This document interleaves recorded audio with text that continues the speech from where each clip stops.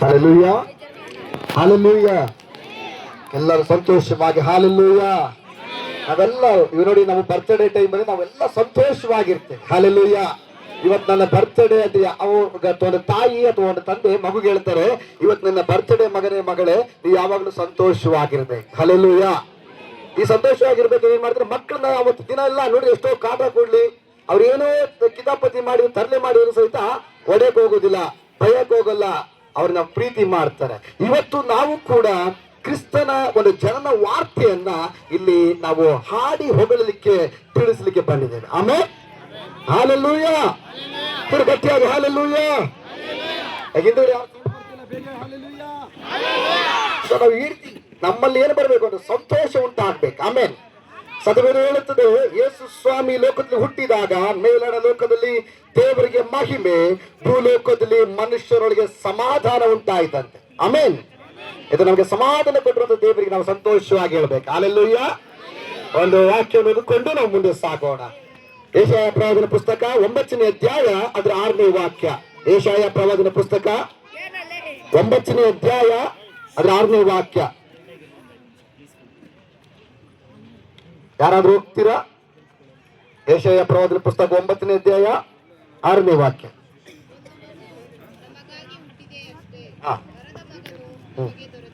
Amen. ಬೋಲಿ.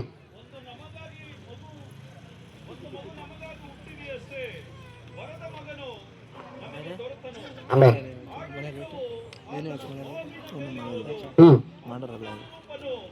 ಅದಕ್ಕೆ daddy ಜ್ವರ ಕಿರಿಸ್ತಾರೆ ಅವರೆಲ್ಲ. ಇಲ್ಲಿ ವಾಕ್ಯ ಹೇಳ್ತದೆ, ಒಂದು ಮಗು ನಮಗಾಗಿ ಹುಟ್ಟಿದೆ ಅಷ್ಟೇ, ವರದ ಮಗನು ನಮಗೆ ತೋರಿಸನು. ಅಲ್ಲಿ 5 ವಾಕ್ಯಗಳನ್ನು ಕೊಡ್ತದೆ. ಒಂದು, ಅದ್ಭುತ ಸ್ವರೂಪನು, ಆಲೋಚನಾ ಕರ್ತನು, ಪರಾಕ್ರಮದ ದೇವರು, ನಿತ್ಯನಾದ ತಂದೆ, ಸಮಾಧಾನ ಪ್ರಭು ಅವನ ಹೆಸರು. Hallelujah, hallelujah.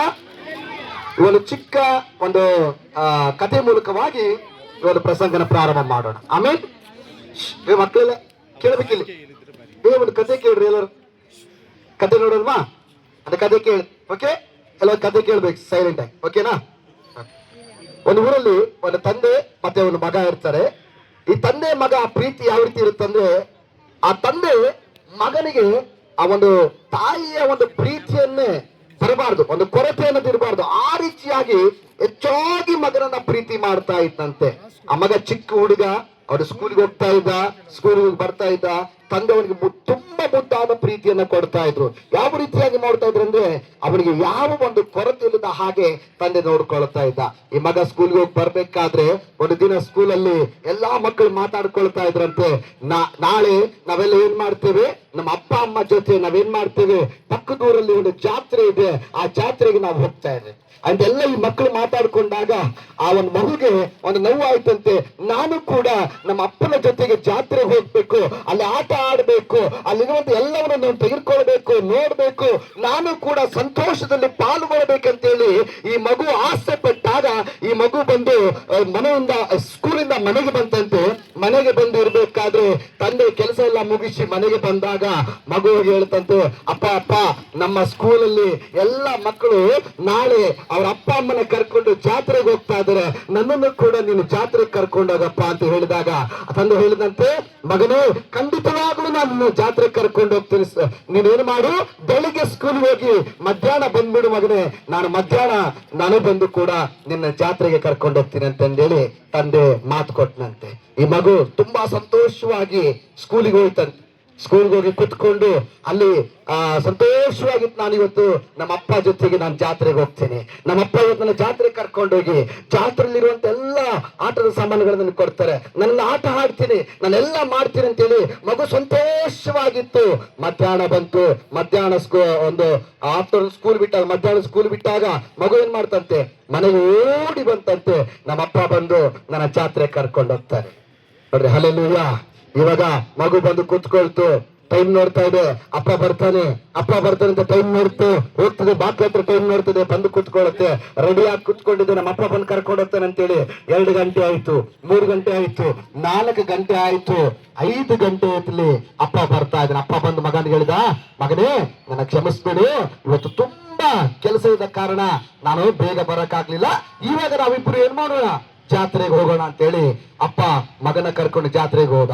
ಜಾತ್ರೆಗೆ ಹೋದಾಗ ಎಲ್ಲ ಮಗನಿಗೆ ಯಾವ ಬೇಕು, ಯಾವ ಒಂದು ಆಟದ ಸಾಮಾನು ಇಷ್ಟ ಆಗುತ್ತೆ, ಮಗನ್ನ ಯಾವ ಸಂತೋಷ ಪಡ್ತಾನೆ, ಯಾವ ಆಟದ ಸಾಮಾನಲ್ಲಿ ಸಂತೋಷ ಪಡ್ತಾನೆ, ಯಾವ ಆಟದಲ್ಲಿ ಸಂತೋಷ ಪಡ್ತಾನೆ, ಮಗನಿಗೆ ಏನು ಬೇಕು ಏನು ಬೇಡ ಎಲ್ಲವನ್ನೂ ಏನ್ ಮಾಡ್ತದನಂತೆ ಅಲ್ಲಿ ತಂದೆ ಮಗನಿಗೆ ಕೊಡಿಸ್ತಾ ಇದ್ದಾನೆ. ಎಲ್ಲ ಕೊಡಿಸ್ತಾ ಇದ್ದಾನೆ. ಆ ಮಗು ಬಲೂನ್ ತಗೊಂಡು, ಆಟ ಆಡೋ ಸಾಮಾನು ತಗೊಂಡು, ಇನ್ನೊಂದು ಮತ್ತೊಂದು ಎಲ್ಲ ತಗೊಂಡು ಸಂತೋಷವಾಗಿ ಜಾತ್ರೆಯಲ್ಲಿ ತನ್ನ ಸಂತೋಷವನ್ನು ಹಂಚ್ಕೊಳ್ತಾ ಇದೆ. ಹಂಚ್ಕೊಂಡು ಎಲ್ಲ ಆದ್ಮೇಲೆ ಮಗು ಅಪ್ಪ ದೂರ ದೂರ ಆಗ್ಬಿಟ್ರಂತೆ. ಮಗು ಅಪ್ಪ ಜನರ ಗದ್ದಲದಲ್ಲಿ ಅವರು ದೂರ ಆದಾಗ ಅಪ್ಪ ಒಂದು ಕಡೆ ಅಳ್ತಾ ಇದ್ದಾನೆ, ಮಗು ಒಂದು ಕಡೆ ಅಳ್ತಾ ಇದೆ. ಆಮೇಲೆ ಒಂದು ಮೈಕ್ ಸೌಂಡ್ ಅಲ್ಲಿ ಎಲ್ಲಿ ಅನೌನ್ಸ್ ಮಾಡ್ತಾ ಇರ್ತಾರೋ ಅಲ್ಲಿ ಮಗು ಸಿಕ್ತಂತೆ. ಅವರಪ್ಪ ಹೆಸರು ಹೇಳಿದಾಗ ಮಗುನ ಬಂದು ಅಪ್ಪ ಎತ್ಕೊಂಡು, ಮಗನೇ ನೀನು ಒಂದು ಕ್ಷಣ ಇಲ್ಲದಕ್ಕೆ ನನಗೆ ಸಾವೇ ನನ್ನ ಕಣ್ಣು ಮುಂದೆ ಬಂತು ಅಂತ ಹೇಳಿ ಮಗುನ ಕೈ ಹಿಡ್ಕೊಂಡು, ಇನ್ನು ಮುಂದೆ ನಾನ್ ನಿನ್ನ ಕೈ ಹಿಡ್ಕೊಳ್ತೀನಿ, ನೀನ್ ನನ್ನ ಕೈ ಹಿಡ್ಕೋಬೇಡ ಅಂತ ಹೇಳಿ ಮಗುನ ಕರ್ಕೊಂಡು ಮುಂದೆ ಹೋಗ್ತಾ ಇದ್ದಂತೆ. ಹೋಗ್ತಾ ಇರ್ಬೇಕಾದ್ರೆ ಎಲ್ಲ ಆ ಜಾತ್ರೆ ಎಲ್ಲ ಮುಗಿಸ್ಕೊಂಡು ರಾತ್ರಿ ಸುಮಾರು ಹೊತ್ತು ಆಗೋಯ್ತು. ಯಾಕಂದ್ರೆ ಇವರು ಸಾಯಂಕಾಲ ಜಾತ್ರೆ ಹೋದ ಕಾರಣ ರಾತ್ರಿ ತುಂಬಾ ಹೊತ್ತಾಗೋಯ್ತು. ಇವಾಗ ಮತ್ತೆ ಏನ್ ಮಾಡ್ತಾ ಇದ್ರೆ, ಅವರು ಮನೆಗೆ ಬರ್ಬೇಕಾದ್ರೆ, ಅವರು ಮನೆಗೆ ಬರ್ತಾ ಇರ್ಬೇಕಾದ್ರೆ ಮಗು ಒಂದು ಹಳ್ಳದಲ್ಲಿ ಬಿತ್ತಂತೆ. ಆ ಹಳ್ಳ ಏನಂದ್ರೆ ಆ ನೀರನ್ನ ಯಾವ ಮನುಷ್ಯ ಬಿದ್ರು ಸಹಿತ ಅದೇ ರೀತಿಯಾಗಿ ಏನ್ ಮಾಡುತ್ತೆ, ಅದು ಮುಳುಗಿಸ್ಬಿಡುತ್ತೆ. ಎಲ್ಲ ಎತ್ತಲಿಕ್ಕಾಗಲ್ಲ ಅಂತ ಹಳ್ಳದಲ್ಲಿ ಮಗು ಬಿಟ್ಬಿಡುತ್ತಂತೆ. ತಂದೆ ತನ್ನ ಪ್ರಾಣವನ್ನೇ ಕೊಟ್ಟು ಬಹಳ ಏನು ಕಷ್ಟಪಟ್ಟು ಮಗುವನ್ನ ಏನ್ ಮಾಡಿದಂತೆ ಆ ಹಳ್ಳದಿಂದ ಎತ್ತಿದಂತೆ. ಎತ್ತಿ ಮಗುವನ್ನ ದಡದಲ್ಲಿ ನಿಲ್ಲಿಸಿದ ತಕ್ಷಣವೇ ಈ ತಂದೆಗೆ ನಿಂತ್ಕೊಳ್ಳಕ್ಕಾಗ್ಲಿಲ್ಲ. ಒಂದು ಜೋಲಿ ಹೋಗಿ ಆ ಹಳ್ಳದಲ್ಲಿ ತಂದೆ ಬಿದ್ದಂತೆ. ತಂದೆ ಬಿದ್ದಾಗ ಮಗು ಹೇಳ್ತಾನೆ, ಅಪ್ಪ ಅಪ್ಪ ಬಾಪ ಬಾಪ ಹೊರಗಡೆ ಬಾ ಅಂತ ಹೇಳ್ತಾ ಇದ್ದಾನೆ. ಅಪ್ಪ ಕ್ಷಣ ಆ ಒಂದೊಂದೇ ನಿಮಿಷದಲ್ಲಿ ಕೆಳಗಡೆ ಹೋಗ್ತಾ ಇದ್ದಾನೆ. ಮಗು ಅಳ್ತಾ ಇದೆ, ಅಪ್ಪ ನೀನಿಲ್ಲಂದ್ರೆ ನನ್ನ ಜೀವನ ಏನು, ಅಪ್ಪ ನೀನಿಲ್ಲ ನನ್ನ ಜೀವನ ಏನು, ನನ್ನ ಯಾರು ಪ್ರೀತಿ ಮಾಡ್ತಾರೆ, ನನ್ನ ಯಾರು ನೋಡ್ಕೊಳ್ತಾರೆ, ಅಪ್ಪ ನೀನು ಬೇಕು ನನಗೆ, ಬಾ ಬಾ ಅಂತಂದು ಹೇಳಿ ಅಪ್ಪ ಮುಳುಗುತ್ತಾ ಹೇಳ್ತಾ ಇದ್ದಾನೆ, ಮಗನೇ ನೀನು ಚೆನ್ನಾಗಿರ್ಲಿ ಅಂತೇಳಿ ನಿನ್ಗೆಲ್ಲವನ್ನು ನಾನು ಸಿದ್ಧ ಮಾಡಿಟ್ಟಿದ್ದೇನೆ. ನಿನಗೆ ಯಾವ ಕೊರತೆ ಬರಬಾರ್ದು ಅಂತೇಳಿ ಪ್ರತಿಯೊಂದನ್ನು ನಾನು ಸಿದ್ಧ ಮಾಡಿಟ್ಟಿದ್ದೇನೆ. ನಿನಗೆ ಏನ್ ಬೇಕು ಏನ್ ಬೇಡವೋ ಎಲ್ಲವೇನು ನಾನು ನಿನಗೆ ಕೊರತೆ ಇಲ್ದಾಗಿ ಸಿದ್ಧ ಮಾಡಿಟ್ಟಿದ್ದೇನೆ. ನನ್ನ ಬಗ್ಗೆ ಯೋಚನೆ ಮಾಡಬೇಡ ನೀನು ಅಂತ ಹೇಳಿ ಅಪ್ಪ ಮುಳುಗುತ್ತಾ ಅದೇ ರೀತಿಯಾಗಿ ಪೂರ್ತಿಯಾಗಿ ಮುಳುಗಿ ಅಪ್ಪ ಸತ್ತು ಹೋದ. ಈ ಮಗು ಅಳ್ತಾ ಇತ್ತು. ಈ ಮಗನ ಯಾರೋ ಕರ್ಕೊಳ್ಳೋದು ಸಾಕಿ ಅಲ್ಲೆಲ್ಲೂಯ್ಯ. ಈ ಕಥೆಯಿಂದ ನಮ್ಗೆ ಅರ್ಥ ಆಗೋದೇನು, ದೇವರ ಮಗುವೆ ಈ ಲೋಕದಲ್ಲಿ ದೇವರು ನಮ್ಮನ್ನು ಕಳಿಸಿದಾಗ, ನಾನು ನೀನು ಪಾಪದಲ್ಲಿ ತುಂಬಿ ತುಳುಕಿದಾಗ, ನಾನು ನೀನು ಸಾವಿನ ಹಾದಿಯಲ್ಲಿ ನಡೀತಾ ಇರ್ಬೇಕಾದ್ರೆ, ನಮ್ಮನ್ನ ಸಾವು ಈ ಲೋಕದಲ್ಲಿ ಆಳ್ವಿಕೆ ಮಾಡ್ಬೇಕಾದ್ರೆ, ಪಾಪ ನಮ್ಮನ್ನ ಆಳ್ವಿಕೆ ಮಾಡ್ಬೇಕಾದ್ರೆ, ರೋಗ ನಮ್ಮನ್ನ ಆಳ್ವಿಕೆ ಮಾಡ್ಬೇಕಾದ್ರೆ, ದರಿದ್ರ, ಸಾಲ, ಬಂಧನ, ಕಷ್ಟ, ಕಣ್ಣೀರು, ದುಃಖ, ವೇದನೆ ಇವೆಲ್ಲ ನಮ್ಮನ್ನ ಆಳ್ವಿಕೆ ಮಾಡ್ಬೇಕಾದ್ರೆ, ಇವತ್ತು ದೇವರು ನನಗೋಸ್ಕರ ನಿಮಗೋಸ್ಕರ ಸ್ತೋತ್ರ ಎಲ್ಲ ಸಮಸ್ಯೆಗಳನ್ನು ಎತ್ತಿಕೊಂಡು ನಮ್ಮನ್ನು ಬಲಬಲಿಟ್ಟು ಆತ ನಮ್ಮ ಕಷ್ಟವನ್ನು ಎತ್ತಿಕೊಂಡು ಈ ಆತನು ಕೂಡ ಆ ಸಂಕಟದಲ್ಲಿ ಆದ್ರ ಬಿಟ್ಟ ನಮಗೆ ಸುಖ, ಸಂತೋಷ, ಸಮಾಧಾನ, ಸಂತೋಷವನ್ನು ಕೊಟ್ಟು ನಮ್ಮನ್ನು ನಡೆಸ್ತಾ ಇದೆ. ಆಮೇಲೆ ಈ ಒಂದು ಕಥೆಯ ಅರ್ಥ ಆ ಮಗು ಯಾರು ಗೊತ್ತಾ? ಇಲ್ಲಿರುವಂತ ನಾವೆಲ್ಲ ಈ ಪ್ರಪಂಚದಿಂದ ನಾವೆಲ್ಲರೂ ಮಗು ಆಗಿದ್ದೇವೆ. ಆ ತಂದೆ ಯಾರು ಗೊತ್ತಾ? ನಿನ್ನನ್ನು ಉಂಟು ಮಾಡುವಂತ ಸ್ವಾಮಿ ವರದ ಮಗನಾಗಿ ಈ ಲೋಕಕ್ಕೆ ಬಂದಿದಂತೆ ಅವರ ಮಗು ಒಂದೊಂದು ಅದ್ಭುತ ಸ್ವರೂಪರು. ನೋಡ್ರಿ, ಇವತ್ತು ನಿಮ್ಮ ಜೀವಿತದಲ್ಲಿ ಎಷ್ಟೋ ಅದ್ಭುತ ಕಾರ್ಯಗಳನ್ನು ದೇವರು ಮಾಡಿದ್ದಾರೆ. ಇವತ್ತು ನನ್ನ ಜೀವಿತ ಹೇಳೋದಾದ್ರೆ, ಒಂದು ದಿನ ನಾನು ಕೂಡ ತಂದೆ ತಾಯಿಯನ್ನು ಕಳ್ಕೊಂಡು ರೋಗದಲ್ಲಿ, ಶಾಪದಲ್ಲಿ ನಾನು ಬಿದ್ದಿರಬೇಕಾದ್ರೆ ನನ್ನ ಜೀವನ ಏನಾಗಿತ್ತಂದ್ರೆ ನಾಶನದ ಗುಂಡಿಯಾಗಿ ಮಾರಲ್ಪಟ್ಟಿತ್ತು. ಪ್ರತಿದಿನ ನಾನು ರೋಗ ಎಂಬ ಪಾಪದಲ್ಲಿ, ರೋಗವೆಂಬ ಒಂದು ದೊಡ್ಡ ಸಂಕಷ್ಟದಲ್ಲಿ ನನ್ನ ಹಾದು ಹೋಗ್ತಾ ಇದೆ. ದೇವರ ಮಗುವೆ, ನಾನು ಏನು ಮಾಡ್ತೇನೆ ಗೊತ್ತಾಗ್ತಾ ಇಲ್ಲ. ನನಗೆ ಕಾಯಿಲೆಯನ್ನು ಆಳ್ವಿಕೆ ಮಾಡುವುದ ಸಮಯದಲ್ಲಿ ಎಲ್ಲ ಡಾಕ್ಟರ್ಗಳನ್ನ ನೋಡಿದೆ, ಎಲ್ಲ ಒಂದು ವೈದ್ಯವನ್ನು ನೋಡ್ಕೊಂಡು ಬಂದೆ, ಎಲ್ಲ ಹಾಸ್ಪಿಟಲ್ ನೋಡಿದೆ, ಎಲ್ಲ ನಾಟಿ ಔಷಧಿಗಳನ್ನು ನೋಡಿದೆ. ಆದ್ರೆ ಸ್ತೋತ್ರ, ಈ ರೋಗವನ್ನು ಆಳ್ವಿಕೆ ಮಾಡ್ಲಿಕ್ಕೆ ಪ್ರಾರಂಭ ಮಾಡ್ತು, ಈ ರೋಗವನ್ನು ದಿನನಿತ್ಯ ತುಳಿಲಿಕ್ಕೆ ಪ್ರಾರಂಭ ಮಾಡ್ತು. ಈ ಒಂದು ಸಮಸ್ಯೆ ನಾನು ಹಾದು ಹೋಗಬೇಕಾದ್ರೆ ವಾಕ್ಯ ಹೇಳ್ತದೆ, ಆತನು ಅದ್ಭುತ ಸ್ವರೂಪನು. ಒಂದು ಸಾರಿ ನಾನು 2012ರಲ್ಲಿ ನನ್ನ ಊರನ್ನು ಬಿಟ್ಟು, ರಾಣೆಬೆನ್ನೂರನ್ನು ಬಿಟ್ಟು ನಾನು ಬೆಂಗಳೂರಿಗೆ ಬಂದಾಗ ನಾನು ವಾಕ್ಯವನ್ನು ಇಟ್ಟು ನಾನು ಪ್ರಾರ್ಥನೆ ಮಾಡ್ಲಿಕ್ಕೆ ಪ್ರಾರಂಭ ಮಾಡಿದೆ. ದೇವರೇ, ನೀನು ಅದ್ಭುತ ಸ್ವರೂಪನ ದೇವರಾಗಿದೆ ನಿಜವಾಗಿದ್ರೆ ನನ್ನ ಒಳಗಡೆ ಇರುವಂತಹ ಈ 2 ರೋಗವನ್ನ ನನ್ನಿಂದ ಕಿತ್ತು ಬಿಸಾಕು, ಈ 2 ರೋಗವನ್ನು ಕಿತ್ತು ಬಿಸಾಕು ಸ್ವಾಮಿ ಅಂತ ನನ್ನ ಪ್ರಾರ್ಥನೆ ಮಾಡ್ಲಿಕ್ಕೆ ಪ್ರಾರಂಭ ಮಾಡಿದೆ.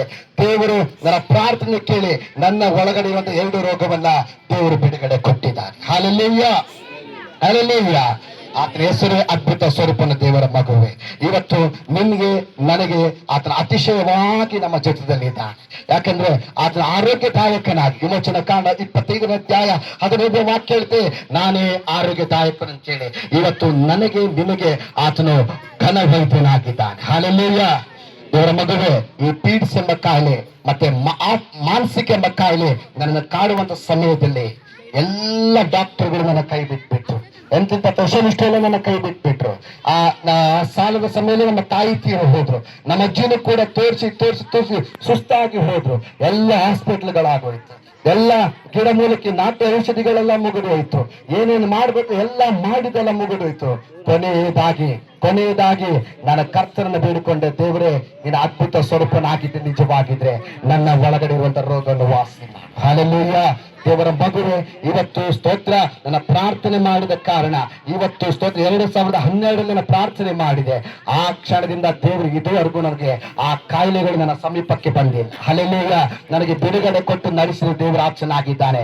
ಅದಕ್ಕೆ ಆತನ ಅದ್ಭುತ ಸ್ವರೂಪನಂತ ಹೇಳ್ತಾ ದೇವರ ಮಗುವೆ, ಇನ್ನು ಕೂತ್ಕೊಂಡು ನಮ್ಗೆಲ್ಲರೂ ಕೂಡ ಆತನ ಅದ್ಭುತ ಸ್ವರೂಪನಾಗಿದ್ದಾನೆ. ಆಮೇಲೆ ಹಲ್ಲೆಲೂಯಾ.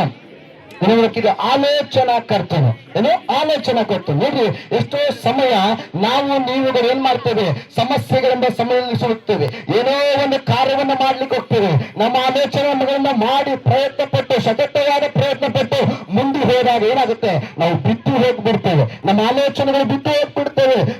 ಒಂದು ಸಮಸ್ಯೆಗಳನ್ನ ಹಾದು ಹೋಗ್ಬಿಡ್ತೇವೆ. ಆದ್ರೆ ಸ್ತೋತ್ರ, ನಾವು ಇವತ್ತು ದೇವರ ಸಮಯದಲ್ಲಿ ಕೂತ್ಕೊಂಡು, ದೇವರೇ ನಿನ್ನ ಆಲೋಚನೆ ದಯಪಾಲಿಸಿದಾಗ ದೇವರು ನಮಗೆ ಎಲ್ಲದರ ಆಲೋಚನೆಯನ್ನು ಕೊಟ್ಟು ನಮ್ಮನ್ನು ಮುಂದೆ ನಡೆಸಬೇಕಾದ್ರೆ ಶಕ್ತನಾಗಿದ್ದಾನೆ. Hallelujah, hallelujah. ಸಂತೋಷವಾಗಿರ್ಬೇಕು. ಆಮೇಲೆ ನೀವು ಮಾತಾಡ್ಕೊಂಡ್ರೆ ನಾವೆಲ್ಲ ನಾವು ಪ್ರಸಂಗ ಮಾಡಿದೆಲ್ಲ ವೇಸ್ಟ್ ಆಗಿ ಹೋಗ್ತದೆ. ಹಲ್ಲೆಲೂಯಾ. ಕೇಳಿಸ್ತಾ ಇದ್ರೆ ಎಲ್ಲರಿಗೂ? ಯಾಕೆ ಕೇಳಿಸ್ತಾ ಇದೆಯಾ? ಅದೇನಂದ್ರೆ ಆಲೋಚನಾ ಕರ್ತನು. ಇವತ್ತು ದೇವರು ನನಗೆ ನಿನಗೆ ಆಲೋಚನೆ ಕೊಡ್ಲಿಕ್ಕೆ ಶಕ್ತನಾಗಿದ್ದಾನೆ. ದೇವರು ವಾಕ್ಯ ಹೇಳ್ತೆ, ನಿನ್ನ ಆಲೋಚನೆಗಳು ನನ್ನ ಆಲೋಚನೆಗಳಲ್ಲ, ನಿನ್ನ ಮಾರ್ಗಗಳು ನನ್ನ ಮಾರ್ಗವಲ್ಲ.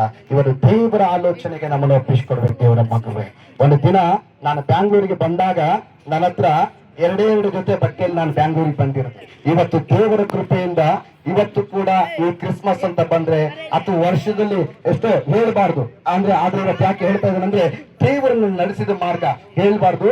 ಇವತ್ತು ಎಷ್ಟೋ ಜನಕ್ಕೆ ನಾನು ಹತ್ರ ಅಮೌಂಟ್ ಇಲ್ಲ ಅಂದ್ರೂ ಕೂಡ ದೇವ್ರ ಪ್ರಾರ್ಥನೆ ಮಾಡಿ, ದೇವರೇ ನಾನು ಇಂಥವ್ರಿಗೆ ಸಹಾಯ ಮಾಡ್ಬೇಕು, ನಿನ್ನ ಸಹಾಯ ಮಾಡು ಅಂದ್ರೆ ಖಂಡಿತವಾಗ್ಲೂ ದೇವ್ರನ ಮುಖಾಂತರ ಸಹಾಯ ಮಾಡ್ತೇನೆ. ಆಮೇಲೆ ಇವತ್ತು ನಾನು 2 ಜೊತೆ ಬಟ್ಟೆಯಲ್ಲಿ ಬಂದೆ. ಇವತ್ತು ದೇವರು ನನ್ನ ಘನವಾಗಿ ನನ್ನ ಆಶೀರ್ವಾದ ಮಾಡಿದ್ದಾರೆ. ಆಮೇಲೆ ಆತನ ಆಲೋಚನೆಗಳು ಇವತ್ತು ನನ್ನ ಆಶೀರ್ವಾದಕರವಾಗಿ ನಿಲ್ಲಿಸ್ತಾವೆ. ದೇವರ ಮಗುವೆ, ಇವತ್ತು ನೀವು ಕೂಡ ದೇವರ ಆಲೋಚನೆಯಲ್ಲಿ ಕುತ್ಕೊಂಡು ಪಾದಗಾರರಾಗಿ ದೇವರ ಆಲೋಚನೆ ನಿಮ್ಮನ್ನು ನಡೆಸುತ್ತೆ. ಆಮೇಲೆ ಹಲ್ಲೆಲೂಯಾ, ಹಲ್ಲೆಲೂಯಾ. ಪರಾಕ್ರಮಿ ಆದ ದೇವರು. ಹಲ್ಲೆಲೂಯಾ. ಅದೇಂತಂದ್ರೆ ಪರಾಕ್ರಮಿ ಆದ ದೇವರು ಅಂದ್ರೆ ಅಂತ ಅಶೂರನಾಗಿದ್ದಾನೆ. ಹಲ್ಲೆಲೂಯಾ. ನೋಡ್ರಿ, ನಿಮ್ಗೆ ಎಷ್ಟೋ ಕಷ್ಟಗಳು ಬಂದ್ರೆ ಸಹಿತ ಇದು ನನ್ನ ಬಿಟ್ಟೋಗ್ತಾ ಇಲ್ವಾ ದೇವ್ರೆ, ಯಾಕಪ್ಪ ಈ ಕಷ್ಟ, ಯಾಕೆ ಈ ಕಣ್ಣೀರು, ಯಾಕೆ ಈ ವೇದನೆ ಅಂತ ನಾವು ಹೇಳಿ ಕೂತ್ಕೊಂಡಿರ್ಬೇಕಾದ್ರೂ ಸಹಿತ ಪರಾಕ್ರಮದ ದೇವರು ನಿನ್ನ ಕಷ್ಟವನ್ನ, ಕಣ್ಣೀರನ್ನ, ದುಃಖವನ್ನ, ವೇದನೆಯನ್ನ ಆತನ ಹೊತ್ತುಕೊಳ್ಳೋದಕ್ಕೋಸ್ಕರ ಬರ್ತಾನೆ. ಹಲ್ಲೆಲೂಯಾ. ಆವಾಗ್ಲೇ ನಾವೊಂದು ಕಥೆಯಲ್ಲಿ ನೋಡಿದ್ವಿ ಅಲ್ವಾ, ಆ ಮಗು ಸಾವಿನ ಸುಳಿಯಲ್ಲಿ ಸಿಲುಕಿದಾಗ ತಂದೆ ಏನ್ ಮಾಡಿದಂತೆ, ತನ್ನ ಪ್ರಾಣ ಹೋದ್ರೂ ಚಿಂತ ಇಲ್ಲ ಅಂತೇಳಿ ಮಗುವನ್ನ ಸಾಲದ ಸುಳಿಯಿಂದ ಎತ್ತಾ ಇದ್ದಾನೆ. ಸಾವಿನ ಸುಳಿಯಿಂದ ಮೇಲಕ್ಕೆತ್ತಿ ಆ ತಂದೆ ತನ್ನ ಪ್ರಾಣವನ್ನು ಕೊಡ್ತಾ ಇದ್ದಾನೆ. ಇವತ್ತು ದೇವರು ಕೂಡ ನಿನ್ನ ಸಮಸ್ಯೆಯನ್ನು ತಾನೇ ಹೊತ್ತುಕೊಂಡು ಆತನಲ್ಲಿ ಬಂದ ಸಂತೋಷವನ್ನ, ಸಮಾಧಾನವನ್ನ, ನೆಮ್ಮದಿಯನ್ನ, ಆಶೀರ್ವಾದವನ್ನ ನಮಗೆ ಕೊಡ್ಲಿಕ್ಕೆ ಮುಂದೆ ಬರ್ತಾನೆ. ಹಲ್ಲೆಲೂಯಾ. ಆತನ ಪರಾಕ್ರಮಿಯಾದ ದೇವರಾಗಿದ್ದಾನೆ. ದೇವರ ಮಗುವೆ, ಇವತ್ತು ನೀನು ಕೂಡ ಆತನ ಹೇಳ್ಬೇಕು, ದೇವರೇ ನಿನ್ನ ಪರಾಕ್ರಮವನ್ನ ನನ್ನ ಜೀವನದಲ್ಲಿ ತೋರಿಸು, ನನ್ನನ್ನು ಮುಂದೆ ಸಾಗಿಸು ಅಂತ ಪ್ರಾರ್ಥಿಸುವುದಾದ್ರೆ ಖಂಡಿತವಾಗ್ಲೂ ಆತನ ಪರಾಕ್ರಮವುಳ್ಳವನಾಗಿದ್ದಾನೆ. Hallelujah, hallelujah, hallelujah. ಇವತ್ತು ನೋಡ್ರಿ ಯೇಸು ಕ್ರಿಸ್ತನು ಕೂಡ ಆತನೇನು ಮಾಡ್ತಾ ಇದ್ದಾನಂದ್ರೆ ತನ್ನ ಮಕ್ಕಳನ್ನ ಪ್ರೀತಿ ಮಾಡೋದಕ್ಕೋಸ್ಕರ ಆತನ ಏನ್ ಮಾಡ್ತಾನೆ, ತನ್ನ ಶಕ್ತಿಯ ಸಿಂಹಾಸನವನ್ನು ಬಿಟ್ಟು ಆತನ ದರಗಿಡಿದು ಬರ್ತಾ ಇದೆ. ಹಲ್ಲೆಲೂಯ. ಯಾಕೆ? ನನ್ನನ್ನು ನಿನ್ನ ಪ್ರೀತಿ ಮಾಡೋದಕ್ಕೋಸ್ಕರ, ನನ್ನನ್ನು ನಿನ್ನನ್ನು ಸಂತೋಷವಾಗಿ ನಡೆಸೋದಕ್ಕೋಸ್ಕರ ಆತನ ಬಿಡಲಲ್ಲೇ ಪದವಿಯನ್ನು ಬಿಟ್ಟು ದರಗಿಳಿದು ಬಂದು ಆತನು ಇಲ್ಲಿ ಕಾರ್ಯಗಳನ್ನು ಮಾಡ್ಲಿಕ್ಕೆ ಬಂದಿದ್ದಾನೆ. ಆಮೇಲೆ ಹಲ್ಲೆಲೂಯ, ಹಲ್ಲೆಲೂಯ. ತುಂಬಾ ಗಲಾಟೆ ಮಾಡ್ತೀನಿ, ಇದೊಂದು ಕತೆ ಹೇಳ ಹೇಳಿ ಸೆಲೆಕ್ಟ್ ಆಗ್ತೀರಾ? ಓಕೆ, ಹೇಳ್ಬಿಡಿ ಆಮೇಲೆ. ಓಕೆನಾ? ಇದು ನಿತ್ಯನಾದ ತಂದೆ, ಇದು ನಿತ್ಯನಾದ ತಂದೆ. ಇದು 4 ನೋಡಿ, ನಿತ್ಯನಾದ ತಂದೆ ಯಾವಾಗಲೂ ನಮ್ಮ ಜೊತೆಯಲ್ಲಿ ಇರುವ ಆತ್ಮನಾಗಿದ್ದಾನೆ. ಇವತ್ತು ನೋಡ್ರಿ, ನಮ್ಮ ಜೊತೆ ಎಷ್ಟೋ ಸ್ನೇಹಿತರು ಇರ್ತಾರೆ, ಇವತ್ತು ಸಂಬಂಧಿಕರು ಇರ್ತಾರೆ, ಎಲ್ಲರೂ ಇರ್ತಾರೆ. ಇವತ್ತು ಇದ್ದರು ನಾಳೆ ಇರೋದಿಲ್ಲ, ಚೇಂಜ್ ಆಗ್ತಾ ಇರ್ತಾರೆ, ಬದಲಾವಣೆ ಬರ್ತಾ ಇರ್ತಾರೆ ಅವ್ರ ಜೀವನದಲ್ಲಿ. ಇವತ್ತು ನೋಡ್ರಿ, ಇವತ್ತು ಹೆಂಗೋ ಇರ್ತಾರೆ, ನಾಳೆ ಚೇಂಜ್ ಆಗ್ತಾರೆ. ಇವತ್ತು ಫ್ರೆಂಡ್ಸು ಅಷ್ಟೇ, ಇವತ್ತು ಇರ್ತಾರೆ, ಕೊನೆ ತನಕ ನಾನ್ ಇರ್ತೀನಿ ನಿನ್ ಜೊತೆಗೆ, ನಿನಗೆ ಏನೋ ಕಷ್ಟ ಬಂದ್ರೆ ನಾನ್ ನೋಡ್ಕೊಳ್ತೀನಿ ಅಂತ ಹೇಳ್ತಾರೆ. ಆ ಫ್ರೆಂಡೇ ಏನಾಗ್ಬಿಡ್ತಾರೆ, ಬದಲಾವಣೆ ಆಗ್ಬಿಡ್ತಾರೆ. ಆದ್ರೆ ದೇವರು ಹೇಳ್ತಾ ಇದ್ರೆ, ನಿತ್ಯನಾದ ತಂದೆ ನಿನ್ನ ಜೊತೆ ಇಂದು ಎಂದು ಯಾವಾಗಲೂ ನಿರಂತರ ಯುಗದ ಸಮಾಪ್ತಿಯವರೆಗೂ ಒಂದೇ ರೀತಿಯಾಗಿರುವಂತ ದೇವರು. ಹಲ್ಲೆಲೂಯ. ಅದಕ್ಕೆ ಆತನ ಹೆಸರು ನಿತ್ಯನಾದ ತಂದೆ ಅಂತ ಹೇಳ್ತಾ ದೇವರ ಮಗುವೆ. ಆತನ ಯಾಕಂದ್ರೆ ಆತನ ಬದಲಾಗದ ದೇವರಾಗಿದ್ದಾನೆ. Hallelujah, hallelujah. ಅದು ಸಮಾಧಾನ ಪ್ರಭು, ಸಮಾಧಾನ ಪ್ರಭು. ನೋಡ್ರಿ, ಇವತ್ತು ನಾವು ನೀವು ನೆಮ್ಮದಿಗೋಸ್ಕರ ಏನ್ ಮಾಡ್ತೇವೆ, ಏನೇನೆಲ್ಲಾ ಪ್ರಯತ್ನ ಪಡ್ತೀವಿ ಅಲ್ವಾ? ನೆಮ್ಮದಿಗೋಸ್ಕರ ಏನೇನೋ ಮಾಡ್ತೀವಿ. ಹಲ್ಲೆಲೂಯ. ನೆಮ್ಮದಿ ಬೇಕಂತ ಏನ್ ಮಾಡ್ತೀವಿ, ಏನೆಲ್ಲ ಪ್ರಯತ್ನ ಪಡ್ತೀವಿ. ನೋಡ್ರಿ, ರಾತ್ರಿ ಹೊತ್ತು ನಿದ್ದೆ ಬರ್ತಾ ಇಲ್ಲ ಅಂದ್ರೆ ಕೆಲವರು ಸ್ಲೀಪಿಂಗ್ ಟ್ಯಾಬ್ಲೆಟ್ ಹಾಕೊಂತಾರೆ, ಇನ್ನು ಕೆಲವೊಬ್ಬರು ಮಸಾಜ್ ಮಾಡ್ತಾರೆ, ಒಳ್ಳೆ ರೀತಿಯಾಗಿರ್ಬೇಕಂತೇಳಿ. ಆದ್ರೆ ದೇವ್ರ ವಾಕ್ಯ ಹೇಳ್ತದೆ, ಆತನ ಹೆಸರೇ ಸಮಾಧಾನ ಪ್ರಭು. ಹಲ್ಲೆಲೂಯ. ಆತನ ನಮ್ಮ ಜೊತೆಗಿರ್ಬೇಕಾದ್ರೆ, ನಾವು ಆತನಲ್ಲಿ ಇರ್ಬೇಕಾದ್ರೆ ನಮ್ಗೆಲ್ಲ ಸಮಾಧಾನವಾಗಿರ್ತದೆ. ತೆಲುಗಲ್ಲಿ ಒಂದು ಮಾತು ಹೇಳ್ತದೆ, ಏನು, ದೇವರು ನೀವು ತೋಡುಂಡಾಗ ಅಲ್ವಾ, ದೇವರಿನ ಜೊತೆಯಲ್ಲಿದ್ದಾಗ ನಿನಗೆ ಇರುವಂತ ಎಲ್ಲವನ್ನು ಅದನ್ನು ಒತ್ತುಕೊಂಡು ನಿನಗೆ ಜಯಶಾಲಿಗಳಾಗಿ ಸಮಾಧಾನವಾಗಿ ನಿನ್ನ ಪ್ರೀತಿ ಮಾಡಿ ನಡೆಸಲಿಕ್ಕೆ ಆತನ ಶಕ್ತನಾಗಿದ್ದ ದೇವರ ಮಗುವೆ. ಇವತ್ತು ಯೇಸು ಕ್ರಿಸ್ತನ ವಾಕ್ಯ ಹೇಳ್ತದೆ, ಆತನ ಸಮಾಧಾನ ಕರ್ತನಂತೆ. ಆವಾಗಲೇ ಲೋಕ 2ನೇ ಅಧ್ಯಾಯ ಅದರ 14ನೇ ವಾಕ್ಯನ ನೋಡೋದಾದ್ರೆ, ಮೇಲಿನ ಲೋಕದಲ್ಲಿ ದೇವರಿಗೆ ಮಹಿಮೆ, ಭೂಲೋಕದಲ್ಲಿ ಮನುಷ್ಯರಿಗೆ ಸಮಾಧಾನ ಉಂಟಾಯ್ತಂತೆ. ಅವರು ದೇವದೂತರು ಬಂದು ಹೇಳ್ತಿದ್ರೆ, ನಿಮಗೋಸ್ಕರ ಒಬ್ಬ ರಕ್ಷಕನು ಹುಟ್ಟಿದ್ದಾನೆ, ಆತನು ಸ್ತೋತ್ರ, ಅದನ್ನು ಏನು ಮಾಡ್ತಿದ್ದಾನೆ, ಅದು ರಕ್ಷಕನು ಹುಟ್ಟಿ ನಿಮಗೆ ಸಮಾಧಾನ ಕೊಡ್ಲಿಕ್ಕೋಸ್ಕರ ಬಂದಿದ್ದಾನೆ ಅಂತಂದು ವಾಕ್ಯ ಹೇಳ್ತದೆ. ಇವತ್ತು ನನಗೆ ನಿನಗೆ ಸಮಾಧಾನ ಕೊಡ್ಲಿಕ್ಕೋಸ್ಕರ ಆತನು ಇಲ್ಲಿ ಜನಿಸಿ ಬಂದಿದ್ದಾನೆ. ಈ ನಿಂಬೆಕಾಯಿ ಪೂರ ಗ್ರಾಮಕ್ಕೋಸ್ಕರ ದೇವರು ಜನಿಸಿ ಬಂದಿದ್ದಾನೆ, ನಮ್ಮೆಲ್ಲರ ಹೃದಯದಲ್ಲಿ ಜನಿಸಿ ಬಂದಿದ್ದಾನೆ. ದೇವರು ಆತನ ಸಮಾಧಾನ ಕೊಡ್ಲಿಕ್ಕೋಸ್ಕರ ಜನಿಸಿ ಬಂದಿದ್ದಾನೆ. ನಾನು ಬೇಗ ಇದು ಮುಗಿಸ್ತೀನಿ, ಯಾಕಂದ್ರೆ ತುಂಬಾ ಚಳಿ ಆದ ಕಾರಣ ಯಾರು ಜಾಸ್ತಿ ಕೂತ್ಕೊಳಕ್ಕಾಗಲ್ಲ. ಲಾಸ್ಟ್ ಒಂದು ಚಿಕ್ಕ ಒಂದು ಕಥೆಯನ್ನು ಹೇಳಿ ನಾನು ಮುಗಿಸ್ಲಿಕ್ಕೆ ಇಷ್ಟಪಡ್ತೀನಿ. Hallelujah, hallelujah. ತಂದೆ ಮಗ ಅವರಿಬ್ಬರದು ಕೆಲಸ ಏನಂದ್ರೆ ಕುರಿ ಕಾಯ್ತಾ ಇದ್ರು. ಏನ್ ಮಾಡ್ತಾ ಇದ್ರು, ಕುರಿ ಕಾಯ್ತಾ ಇದ್ರು. ಈ ಕುರಿಗಳನ್ನ ಕಾಯುವ ಸಮಯದಲ್ಲಿ ತಂದೆ ಮಗ ಏನ್ ಮಾಡ್ತಾರೆ, ಕುರಿ ಕಾಯ್ತಾ ಇರ್ಬೇಕಾದ್ರೆ ತಂದೆ ಮಗನಿಗೆ ಹೆಚ್ಚಾಗಿ ಭಾರವಾಗಬಾರ್ದಂತ ಏನ್ ಮಾಡ್ತಾನಂತೆ, ಆ ಕುರಿಯನ್ನ ತಾನು ಹೊಡ್ಕೊಂಡು ಕಾಡಿಗೆ ಹೋಗ್ತಾ ಇದ್ನಂತೆ. ಕಾಡಿಗೆ ಹೋಗ್ತಾ ಹೋಗ್ತಾ ಹೋಗ್ತಾ ಇರ್ಬೇಕಾದ್ರೆ ಒಂದು ದಿನ ಏನ್ ಮಾಡಿದ್ನಂತೆ, ಆ ಮಗ ಹೇಳ್ತಾನೆ, ಅಪ್ಪ ಅಪ್ಪ ನಿನ್ನ ಜೊತೆಗೆ ಕುರಿ ಕಾಯಲಿಕ್ಕೆ ಕಾಡಿಗೆ ನಾನು ಬರ್ತೀನಪ್ಪ ಅಂತ ಹೇಳಿದ್ನಂತೆ. ಅಪ್ಪ ಹೇಳಿದ, ಬೇಡಪ್ಪ, ಅಲ್ಲಿ ತುಂಬಾ ಸಮಸ್ಯೆ ಇರುತ್ತೆ, ಹುಲಿ ಇರ್ತದೆ, ತೋಳ ಇರ್ತದೆ, ಚಿರುತ ಇರ್ತದೆ, ಇದೆಲ್ಲ ಇರ್ತದೆ, ಬೇಡ ಮಗನೇ ಅಂತ ಕೇಳಿ. ಇಲ್ಲ ಮಗ ಹೇಳಿದಂತೆ, ಇಲ್ಲಪ್ಪ ನಾನು ಕೂಡ ನಿನ್ ಜೊತೆಗೆ ಬರ್ತೇನೆ, ಕುರಿ ಕಾಯ್ಲಿಕ್ಕೆ ಬರ್ತೇನೆ, ನಿನ್ನ ಕುರಿಗಳು ನನ್ನ ಕುರಿಗಳಲ್ವಾ, ನಾನು ಕೂಡ ಏನ್ ಮಾಡ್ತೀನಿ, ನಿನ್ನ ಜೊತೆಗೆ ಕುರಿ ಕಾಯ್ಲಿಕ್ಕೆ ಬರ್ತೀನಪ್ಪ ಅಂತ ಹೇಳಿದಂತೆ. ಅಪ್ಪ ಹೇಳಿದಂತೆ, ಆಯ್ತು ಬಾ ಮಗನೇ ಅಂತೇಳಿ ಮಗನ್ನ ಕರ್ಕೊಂಡು ಹೋದ್ನಂತೆ. ಮಗನ್ನ ಕರ್ಕೊಂಡು ಹೋದ ಮೇಲೆ ಮಧ್ಯಾಹ್ನದ ಜಾವ ಆಗ್ಲಿಕ್ಕೆ ಬಂತು. ಇವಾಗ ಊಟದ ಸಮಯ. ಅಪ್ಪ ಏನ್ ಮಾಡಿದಂತೆ, ಅಯ್ಯೋ ಮಗನೇ, ಊಟದ ಬುತ್ತಿ ಗಂಟನ್ನು ಏನ್ ಮಾಡಿದೆ, ನಾವು ಮನೆಯಲ್ಲೇ ಬಿಟ್ಟು ಬಂದಿದ್ದೇವೆ, ನೀನೊಂದು ಕೆಲಸ ಮಾಡು, ನೀನು ಕುರಿ ಕಾಯ್ತಾ ಇರು, ನಾನು ಮನೆಗೆ ಹೋಗಿ ಏನ್ ಮಾಡ್ತೀನಿ, ಊಟದ ಗಂಟನ್ನು ತೆಗೆದುಕೊಂಡು ಬರ್ತೀನಿ ಅಂತ ಹೇಳಿ ಮಗನಿಗೆ ಅಪ್ಪ ಹೇಳಿದಂತೆ. ಮಗ ಹೇಳಿದಂತೆ, ಅಪ್ಪ ನೀನು ನೆಮ್ಮದಿಯಾಗಿ ಧೈರ್ಯವಾಗಿ ನೀನು ಹೋಗ್ಬಿಟ್ಟ, ನಾನು ಕುರಿಗಳನ್ನ ನಾನು ನೋಡ್ಕೊಳ್ತೀನಿ, ನಾನು ಕಾಪಾಡ್ಕೊಳ್ತೀನಿ, ನಾನು ಮೇಯಿಸ್ತೇನೆ, ಅಪ್ಪ ನೀನ್ ನೆಮ್ಮದಿಯಾಗಿ ಹೋಗ್ಬಿಟ್ಟು ಬಾ ಅಂತೇಳಿ ಮಗ ಅಪ್ಪನಿಗೆ ಹೇಳಿದ್ನಂತೆ. ಅಪ್ಪ ಏನ್ ಮಾಡಿದ್ನು, ಊಟದ ಬುತ್ತಿಯನ್ನು ತೆಗಿಲಿಕ್ಕೆ ಕೊಡ್ಬೇಕೆ ಮನೆಗೆ ಹೋದ್ನು. ಇವಾಗ ಮಗ ಕುರಿ ಕಾಯ್ತಾ ಇದ್ದಾನೆ.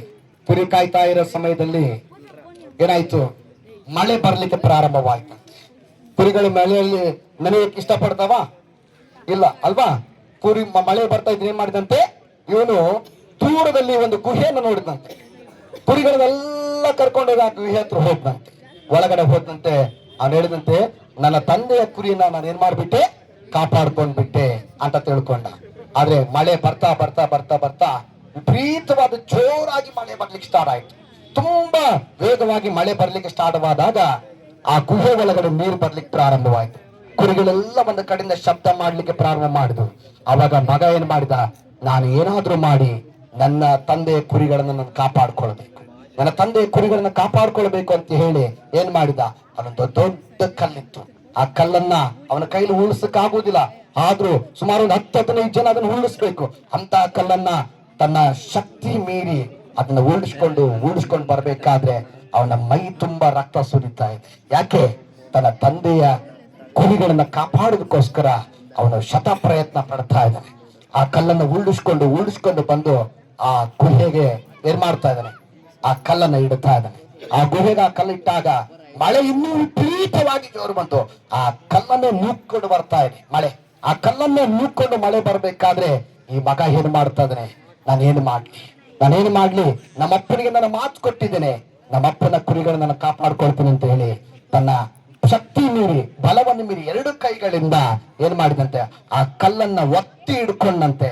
ಮಳೆ ಒಂದು ಹನಿ ಕೂಡ ಒಳಗಡೆ ಬರಬಾರ್ದು, ನೀರು ನನ್ನ ತಂದೆಯ ಕುರಿಗಳಿಗೆ ಏನು ಆಗ್ಬಾರ್ದು ಅಂತ ಹೇಳಿ ತನ್ನ 2 ಕೈಯಿಂದ ಆ ಕಲ್ಲನ್ನ ಒತ್ತಿ ಹಿಡ್ಕೊಂಡು ಅವನ ಜೋರಾಗಿ ಅಮಿಕಿ ಹಿಡ್ಕೊಂಡಂತೆ ತನ್ನ ಪ್ರಯತ್ನ ಎಲ್ಲ ಪಟ್ಟಂತೆ. ಮಳೆ ಬಂದು ಬರ್ತಾನೆ ಇತ್ತಂತೆ. ತಂದೆ ಹೋಗಿದ ಕಡೆಗೆ ಒಂದು ಹನಿ ಮಳೆ ಇಲ್ಲ ಅಂತೆ. ತಂದೆ ಏನ್ ಮಾಡಿದ, ಊಟದ ಗಂಟನ್ನ ಬುತ್ತಿ ಗಂಟನ್ನ ಏನ್ ಮಾಡಿದ, ಕಾಡಿಗೆ ತೆಗೆದುಕೊಂಡ್ ಬಂದಂತೆ. ಕಾಡಿಗೆ ತೆಗೆದುಕೊಂಡು ಬರ್ಬೇಕಾದ್ರೆ ಮಳೆ ಬಂದಿದ್ ನೋಡಿ, ಅಯ್ಯೋ ಕುರಿಗಳೇನಾದ್ರೂ ಚಿಂತೆ ಇಲ್ಲ, ನನ್ನ ಮಗ ಚೆನ್ನಾಗಿದ್ರು ಸಾಕು. ತಂದೆ ಕುರಿಗಳೇನ್ ಚಿಂತಿಲ್ಲ, ನನ್ನ ಮಗ ಚೆನ್ನಾಗಿದ್ರು ಸಾಕು ಅಂತ ಹೇಳಿ ಬುತ್ತಿ ಗಂಟನ ಹಿಡ್ಕೊಂಡು ಮಗನೇ ಮಗನೇ ಮಗನೇ ಅಂತಂದು ಹೇಳಿ ಇಲ್ಲಿ ತಂದೆ ಕರೀತಾ ಇದ್ದಾನೆ. ಎಲ್ಲಾ ಕಡೆ ನೋಡಿದ, ಆದ್ರೆ ಎಲ್ಲಿ ಮಗ ಕಾಣ್ತಾ ಇಲ್ಲ. ತಂದೆಗೆ ಏನಾಗ್ತಿದೆ, ಕುರಿಗಳ ಶಬ್ದ ಕೇಳಿಸ್ತಿದೆ. ದೂರಿಂದ ಕುರಿಗಳ ಶಬ್ದ ಕೇಳಿಸಿದಾಗ ಯಾಕೆ ವಾಕ್ಯ ಹೇಳ್ತಲ್ವಾ, ನನ್ನ ಕುರಿಗಳು ನನ್ನ ಶಬ್ದಕ್ಕೆ ಕಿವಿ ಕೊಡ್ತವೆ ಅಲ್ವಾ? ಕುರುಬನಿಗೆ ಗೊತ್ತು ಚೆನ್ನಾಗಿ ಕುರಿಗಳಲ್ಲಿ ಇರ್ತವೆ, ಆ ಶಬ್ದ ಇಟ್ಕೊಂಡ್ರು ಸಾಕು ಈ ಕುರಿ ಇಂತಾರೆ ಅಂತ ಹೇಳ್ತಾನೆ. ಅದಕ್ಕೊಂದು ಹೆಸರು ಬೇರೆ ಇಟ್ಟಿರ್ತಾನೆ. 100 ಕುರಿ ಇದ್ರೆ ಅದೊಂದು ಕೂಗಿದ್ರೆ ಸಾಕು, ಹೇಳ್ತಾನೆ ಇದೇ ಕುರಿ ಕೂಗಿದೆ ಅಂತ ಹೆಸರು ಇಟ್ಟಿರ್ತಾನೆ. ಯಾಕೆ? ಕುರುಬನಿಗೆ ಚೆನ್ನಾಗಿ ಗೊತ್ತು ಯಾವ ಕುರಿ ಏನಂತೇಳಿ. ತನ್ನ ಕುರಿಗಳು ಕೂಗಿದಾಗ ಅವನು ಹೋಗಿ ಗುಹೆಯಲ್ಲಿ ನೋಡಿದಂತೆ ದೊಡ್ಡ ಕಲ್ಲಿತ್ತಂತೆ.